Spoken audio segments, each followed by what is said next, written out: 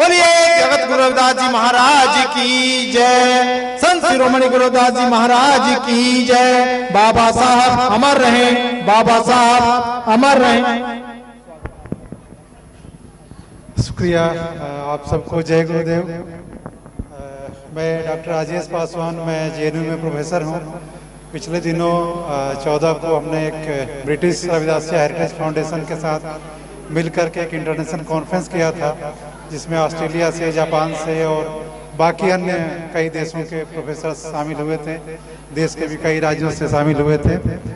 मेरी खुद की भी पीएचडी संत गुरु रविदास जी के ऊपर है। 2001 में मैंने काम किया था और उसके बाद फिर कई किताबों पे लिखने पढ़ने का काम होता है। मैं आप सब लोगों को सुन करके और आप लोगों की जो बातें हो रही हैं वो लगभग वही सारी बातें गुरु जी ने कही हैं, और गुरु जी की जो मुख्य मंशा थी वो सब बातें यहाँ पे हो रही है। मैं उसको रिपीट नहीं करना चाहूँगा, लेकिन ये मैं जरूर कहना चाहूँगा, हमारे महापुरुषों की चिंता यही थी, उनकी वेदना यही थी कि उनका जो समाज है, आने वाला समाज, वो बेहतर हो। वो हमारी खुशहाली की कामना करते थे, हमारी समृद्धि की कामना करते थे, हमें बेहतर बनाने की कवायद वो करते थे। ऐसे सारे महापुरुषों ने किया था। जैसा सर ने कहा कि आज होता है कि हम जब एक महापुरुष को मानते हैं तो दूसरे को नहीं मानते हैं, ये कोई महापुरुष नहीं चाहता था। जैसा संत जी कह रहे हैं, भगवान बुद्ध भी कहते थे, अत्त दीपो भव, अपना दीपक खुद बनिए, आप अपना प्रकाश खुद कीजिए। संत गुरु रविदास जी कहते थे, मन चंगा तो कटौती में गंगा। और बाबा साहब अम्बेडकर ने भी खुद की सेल्फ स्टीम की बातें कही। तो कहीं ना कहीं सब चाहते थे कि हमारी बेहतरी स्थिति हो। और देखिए, व्याख्याएं कई होती हैं। भक्ति काल का स्कॉलर होने के नाते मैं जानता हूं कि वे लोग परलोक को सुधारने की बात नहीं करते थे। हमारे जो गुरु महाराज थे वे परलोक को सुधारने की बात नहीं करते थे, वे इस लोक को सुधारने की बात करते थे। हमारे अपने जीवन को, हमारी अपनी समस्याओं को, हमारे अपने समाज को सुधारने की बात करते थे। इस वजह से उन्होंने व्यक्ति को महत्व दिया, उन्होंने मिथकीय चरित्रों को महत्व नहीं दिया। अपने समय के जो मिथकीय चरित्र थे उनको अधिक महत्व दिया, उदाहरणों के मुहावरों के रूप में इस्तेमाल किया, लेकिन मुख्य चिंता यह रही कि उनका समाज आगे बढ़े।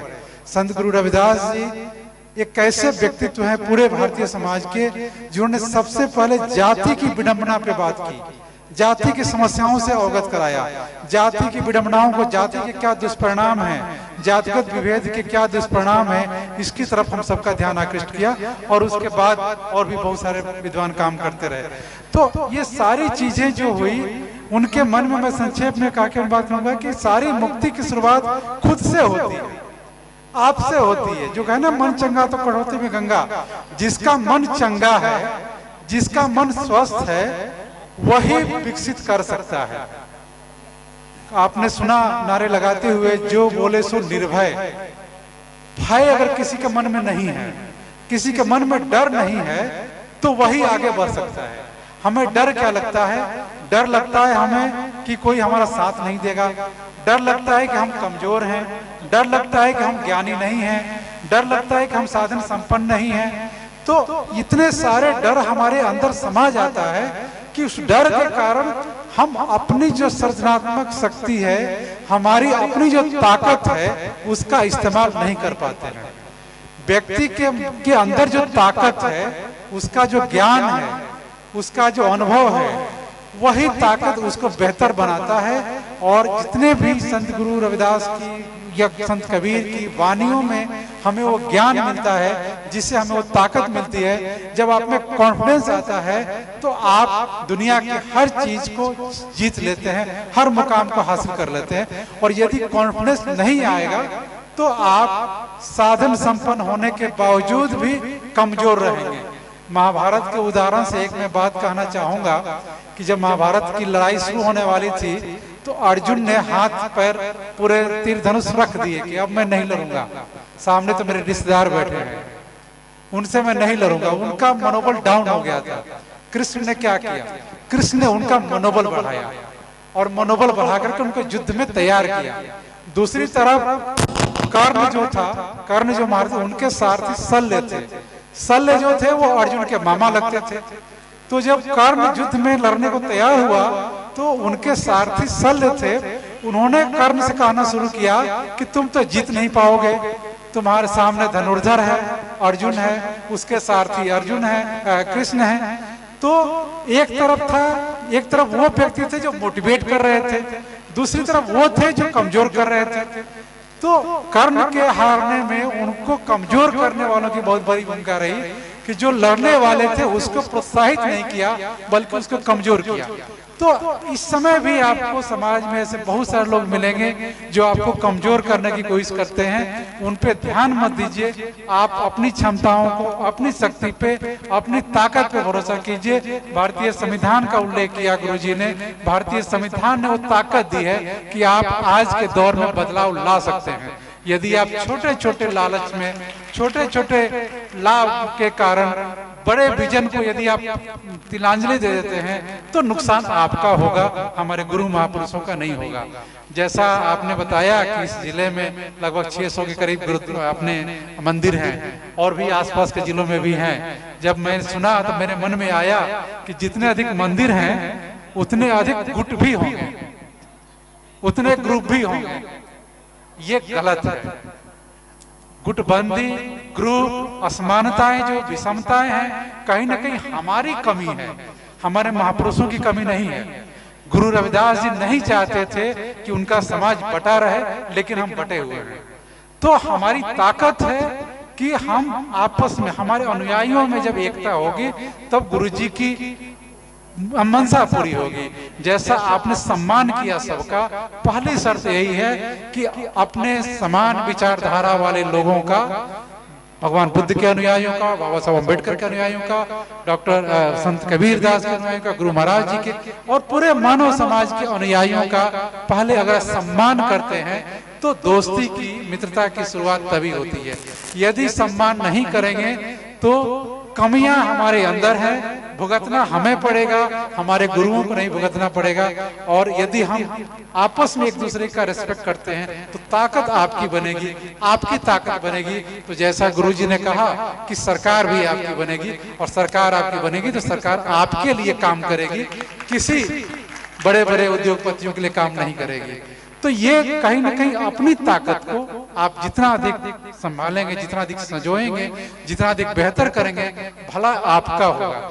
जिन्होंने भी अपनी ताकत को पहचाना उनका भला हुआ है। जो नहीं पहचाने, जो बिखरे हैं, जिनमें बिखराव है, वो अपनी स्थितियों के लिए जिम्मेवार हैं और वो खुद उसके लिए जिम्मेवार हैं। इसी बात के साथ मैं आपको फिर से अभिनंदन करता हूं। और मैं अगली बार हम सब लोग ये कर रहे थे, इस शहर में भी जितने भी गुरु रविदास जी के मंदिर हैं, मैं निवेदन करूंगा कि आप सभी मंदिरों का आपस में मीटिंग हो। जिस तरह से सिख धर्म में गुरुद्वारा प्रबंधक समिति होती है, आपस में भी आपके उस तरह की मीटिंग करें, आपस में मिलें, एक दूसरे के कार्यक्रमों में जाएं, बुलाएं, साथ बैठें, बात करें। अगर हमारे रहनुमा एक हैं, हमारे महापुरुष एक हैं, तो अनुयायी अलग अलग क्यों रहेंगे? तो यह एक अपील के साथ मैं सहारनपुर पहली बार आया हूँ, अगली बार जब आप बुलाएंगे तो मैं जरूर आऊंगा। एक अपील के साथ मैं कहूंगा कि आप सब लोग एक साथ बैठे। दूसरा एक और मैं कहूंगा, लेकिन मैं बाद में करूंगा, मैं 5,000 रुपये की सहयोग राशि दूंगा, लेकिन जब आप यहाँ पे एक पुस्तकालय खोलेंगे, आप लाइब्रेरी खोलें, आसपास के युवाओं के लिए उसमें उनके जरूरत की चीजें, किताबें रखें। आप पुस्तकालय खोलेंगे तो मैं 5,000 रुपये दूंगा किताब खरीदने के लिए। हमारे जो मंदिर हैं वो अंधविश्वास फैलाने का केंद्र नहीं है जैसे दूसरों के हैं। हमारे मंदिर लर्निंग सेंटर के रूप में होने चाहिए, ज्ञान का प्रकाशित करने के लिए होने चाहिए, ज्ञान और तर्क शक्ति बढ़ाने के लिए होने चाहिए। और आप सब लोग इस पे काम करेंगे तभी हम उन महापुरुषों के स्वप्न को पूरा कर पाएंगे जिन महापुरुषों की गुणगान करते हैं, उनकी जय जयकार करते हैं और उनको हम लोग याद करते हैं। शुक्रिया। धन्यवाद डॉक्टर साहब। और से इनका हार्दिक आभार और धन्यवाद। सतनाम सतगुरु रविदास महाराज की जय। आज आप यहाँ इस गांव में आए हैं तो आपको ऐसा कैसे लगा और कैसे इनविटेशन मिला, कैसे इन्होंने सूचना दी गुरु रविदास सेवादल और इसकी मुख्य विचारधारा क्या है, किस विषय पे काम कर रहे हैं? साहब आप आए हैं तो मैं संत गुरु रविदास जी के ऊपर एक एज रिसर्चर के रूप में काम करता हूँ। मैंने PhD भी की है और कई किताबें भी लिखी है इनके ऊपर। तो देखिए, जो संत महापुरुष हैं अपने समय में उन्होंने ज्यादा लोगों को हम अपने समय समय नहीं को दे पाए हैं। आंदोलित किया, अपने समय को हमारे एक यहाँ रखने में भूमिका 25 निभाई। तारीख को उनके अनुयायी आज हम उनको रात याद करते हैं और उनको सत्संग याद समिति करने की के ओर से बहाने सत्संग होता है प्रत्येक आपस 25 में तारीख को।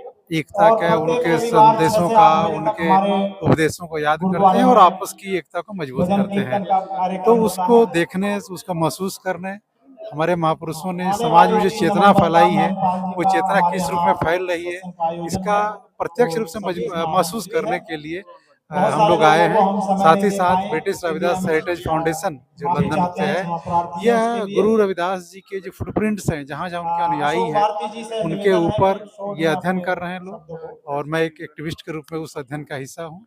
तो इसलिए भी मैं यहाँ पे आया साथियों, हूँ। और यहाँ के मैं पहले से भी सबसे सुन पहले रखा था कि शिरोमणि सहारनपुर में निवासी कहाँ के हैं आप? मैं जवाहरलाल नेहरू यूनिवर्सिटी नई दिल्ली में एसोसिएट प्रोफेसर हूँ साथियों, हिंदी डिपार्टमेंट में। मैं बिहार का रहने वाला हूँ। मैं तो कैसी व्यवस्था कैसी लगी? व्यवस्था बहुत अच्छी है और उत्साह वैसे तो बहुत मुझे अधिक है। 25 साल समाज और सेवा की युवाओं के जो प्रति क्या कहना चाहेंगे? युवाओं को कैडर की जरूरत है कि नहीं है? एकदम एकदम, क्योंकि साथियों, हम अपने महापुरुषों के बहाने अपने को मजबूत करना उद्देश्य होना चाहिए। एक दो जी। सच्ची घटनाओं जितने पे भी आपको महापुरुष ध्यान हैं, देना चाहता हूं। उन सभी महापुरुषों की इच्छा यही सबसे रही कि उनका पहले समाज जो आगे हमारे बढ़े, मेहमान मजबूत हैं, हो मैं उनकी और समाज में किसी जब किस्म की प्रार्थना विषमता करूंगा, नहीं सबके वो रहे। भी तो ध्यान उनके दें। अनुयायियों से अपेक्षा साथियों, होती है कि किसी किस्म की विषमता के खिलाफ काम करें वो, मैं और आपसी जिस सामंजस्य मोहल्ले में बनाकर रहता काम हूँ करें। उसी मोहल्ले के एक हमारे धन्यवाद। साथी हैं, उनके बहुत बहुत उनके जो अंकल हैं